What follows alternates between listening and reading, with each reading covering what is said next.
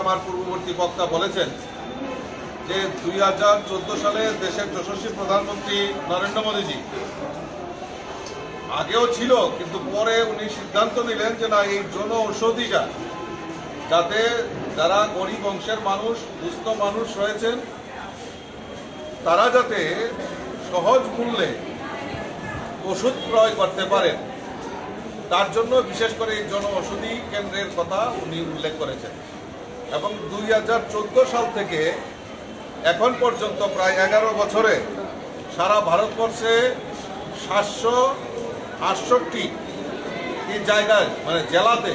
এবং প্রায় 15,000 এরকম জন ঔষধি কেন্দ্র স্থাপন করা হয়েছে, যার মধ্যে ত্রিপুরা রাজ্যে টোটাল 10টা এখন পর্যন্ত জন ঔষধি কেন্দ্র স্থাপন করা হয়েছে, যার মাধ্যমে আমাদের যারা গরিব অংশের মানুষ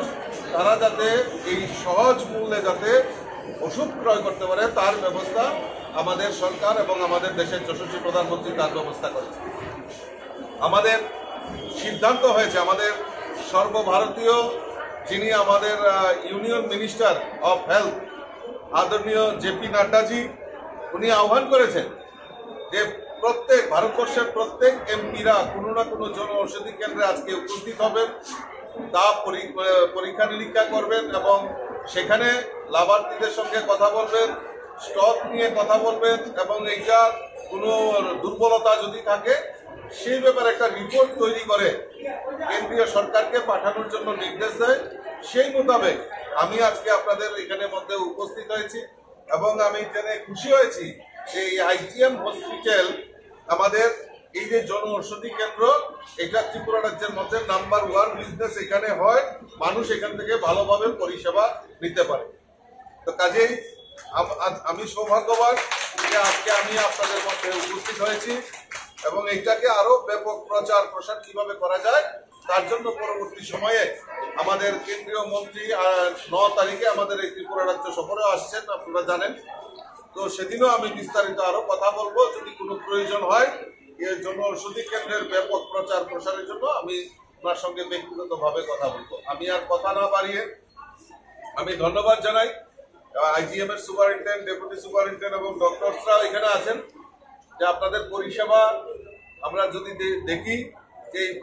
আমাদের সুপারিনটেন্ডেন্ট বলছিলেন যে আগরতলা শহরের মধ্যে একটা মানে এইভাবে মানে আইজিএম হসপিটালের যে পরিষেবা এটা মানে কিভাবে তারা পরিষেবা দিয়ে যাচ্ছেন এবং এটা সুনামের সহিত সারা রাজ্যে এই আইজিএম হসপিটালের একটা গুণগত মান বজায় রেখেছেন। তার জন্য আমি এখানকার যারা ডাক্তার, নার্স এবং ইনক্লুডিং আমাদের সুপারিনটেন্ডেন্ট, ডেপুটি সুপারিনটেন্ডেন্ট, আমি প্রত্যেককে অভিনন্দন জানাচ্ছি, শুভেচ্ছা জানাচ্ছি এবং আরো কথা দিয়ে যাচ্ছি যদি কোনো কিছুর প্রয়োজনীয়তা থাকে আমার সঙ্গে যোগাযোগ করলে নিশ্চয়ই আপনাদের পাশে থেকে আপনারা যে কাজ করছেন সেটার যদি কিছুটাও অংশীদারিত্ব হতে পারে নিজেকে ধন্য মনে করবেন। আমি আমার আলোচনা না বাড়িয়ে সকলকে আবার আন্তরিক অভিনন্দন জানিয়ে আমার কথা বলা শেষ করছি। নমস্কার, জয় হিন্দ।